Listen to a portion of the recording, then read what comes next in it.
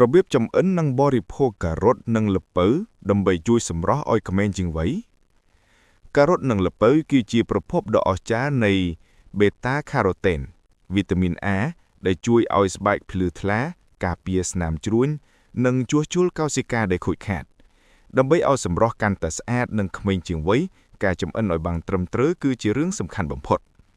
ខាងក្រោមនេះគឺជាវិធីសាស្ត្រចម្អិននិងបរិភោគ 1. របៀបចម្អិនដើម្បីបង្កើនជីវជាតិផ្ទុយពីបន្លែបៃតងការ៉ុតនិងល្ពៅផ្ដល់ជីវជាតិកាន់តែច្រើននៅពេលដែលវាត្រូវកម្ដៅល្មម 1. ចម្អិនឲ្យឆ្អិនល្មមការចម្អិនស្ងោរចំហុយឬអាំងជួយបំបែកកោសិកាដែលរឹងមាំរបស់វាដែលធ្វើឲ្យរាងកាយងាយស្រួលស្រូបយកសារធាតុ beta-carotene បានច្រើនជាងការញ៉ាំឆៅ 2. កុំចម្អិនយូរពេកទោះបីជាត្រូវកម្ដៅល្អមែនប៉ុន្តែការរមាស់យូរពេកនឹងធ្វើឲ្យបាត់បង់វីតាមីនដទៃទៀតគួរចម្អិនត្រឹមតែឲ្យវាមានសភាពទន់ល្មមញ៉ាំ 3. ការអាំងឬ roasting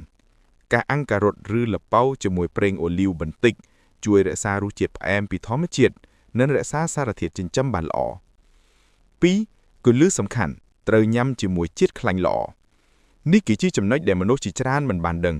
វីតាមីន A នៅក្នុងការ៉ុតនិងល្ពៅគឺជាប្រភេទវីតាមីនរលាក្នុងខ្លាញ់ប្រសិនបើអ្នកញ៉ាំវាទទេរាងកាយនឹងស្រូបយកជីវជាតិបានតិចតួចណាស់វិធីអនុវត្ត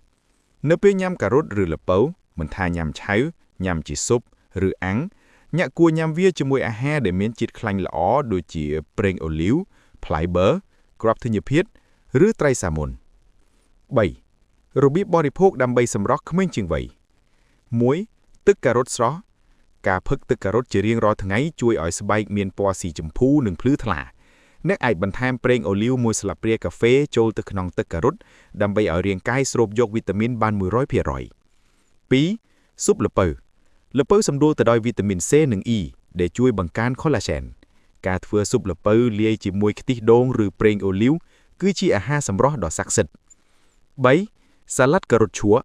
ប្រសិនបើញ៉ាំឆៃគួរឆួរវាឲ្យតូចៗហើយលាយជាមួយប្រេងសាឡាត់ dressing ដើម្បីងាយស្រួលរំលាយនិងស្រូបយកជាតិវីតាមីនដំបូន្មានញ៉ាំនៅបរិមាណសមល្មមប្រហែល1កែវក្នុងមួយថ្ងៃ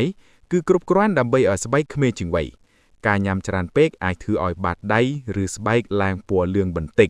carotenemia ប៉ុន្តែវាមិនមានគ្រោះថ្នាក់ឡើយ